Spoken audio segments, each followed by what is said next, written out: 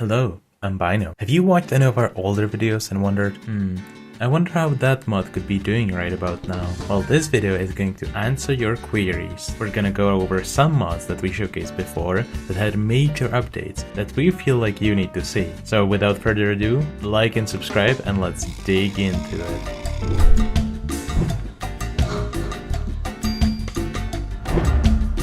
Have you been missing some color in your life lately? Well, allow us to welcome back Dye Depot. Last time I showcased it, I didn't have a good mic and felt like parts of that were a bit drawn out. Since then, they added these nice baskets for all dyes. If you jump on them, the color flies everywhere, which looks cool and is very useful for builds. But anyway, the big substantive problem with this mod back then was that it wasn't compatible with anything. But now, a year later, this mod has compat with the world. The mod Dye the World just had a new update released by Nick, which makes mods like Create, Quark, Clayworks, another furniture mod, and much more fully compatible, and that makes for just so much more immersive gameplay using mod packs. I hope some larger mod pack will make these fully integrated, because it would be so much fun having these new dyes having their own flowers, for example, and just feeling like they're a part of the world, you know? Up next, let's turn to the mods from our archaeology video, and let's start with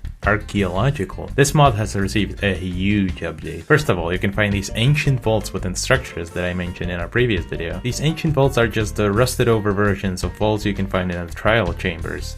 And if you dig up an ancient key, you'll be able to open it up, giving you swords of riches.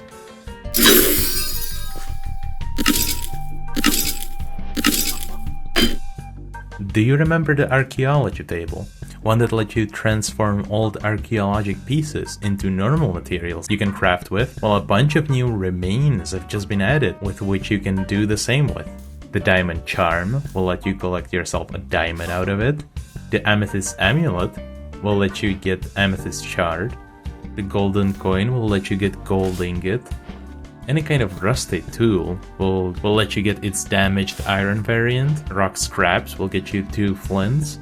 Rusty coin will let you get iron ingot. Oxidized coin will let you get copper ingot. Emerald ring will let you get emerald.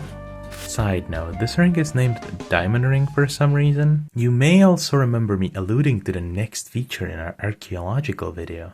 Rest assured, there is some deeper stuff planned for it. The Dark Urns.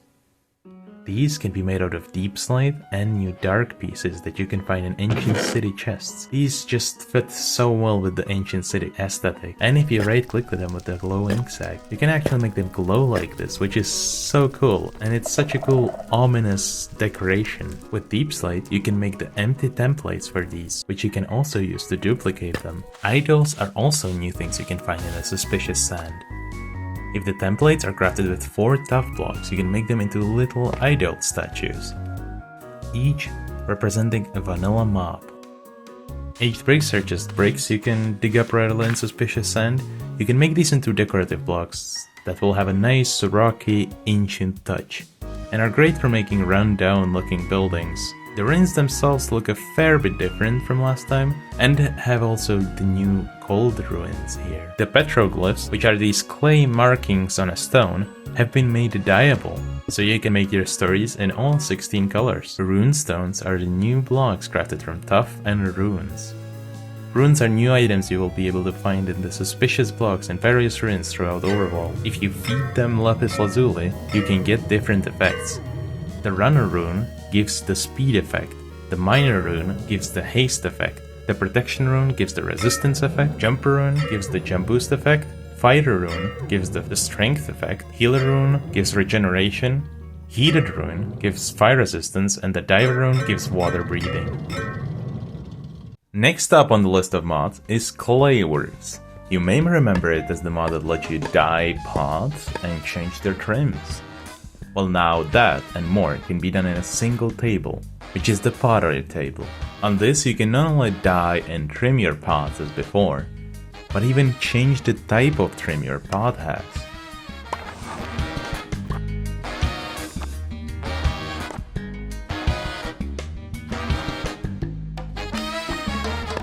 Look at all these variants! base trim, border trim, bunting trim, close trim, curl trim, dashes trim, dots trim, double trim, fold trim, frame trim, inverted trim, jaw trim, jet trim, lines trim, loop trim, octal trim, open trim, quad trim, reach trim, ripple trim, steps trim, straight trim, strip trim, studded trim, thick trim, twine trim, wave trim, zag trim, and zig trim are all the trims that you can use. Portfolio is another mod we showcased before. It has been fitted with not only a lot of new paintings, but all can now be viewed inside of the creative inventory. Giant is a painting that carries the name of this update, referencing the old giant mobs. Mode, create, oak door, you know what? Just read those yourself. It's just another serving of some really amazing paintings that are wondrous to look at. Maybe by explaining what they're all about ruins the enjoyment of observing them a little bit.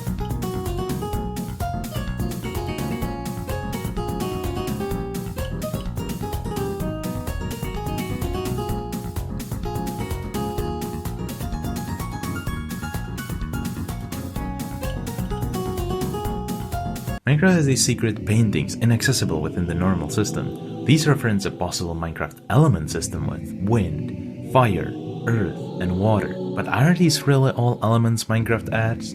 Portfolio envisions more elements that occupy the world of Minecraft, like chaos, decay, fauna, flora, order, frost, ichor, life, night, and light. What do these actually mean for the gameplay? Who knows? But it's fun to look at, and you will need the data pack to enable all of these into the regular painting selection.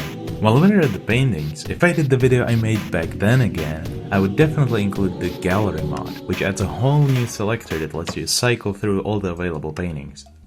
But that's not all. If you use shears or silk touch, when you break a painting, you get that individual painting you just broke. An honorable mention for this video is Caverns and Chasms, which has just such a huge update called Polished Up coming up, adding Tim as a new metal, new gems like Zirconia and Turquoise. What is this? I don't know, but it looks cool. Rats even! There is so much, and I'll link to their article talking about the update. And don't you worry, I'll make sure to make a proper showcase of every single feature once it's out. Thank you so much for watching. It does often make me sad when people who showcase mods often forget about them after showcasing them once, and thus missing out on really cool stuff added later on. So I made this video. I'll see you in the next one soon enough. Bye!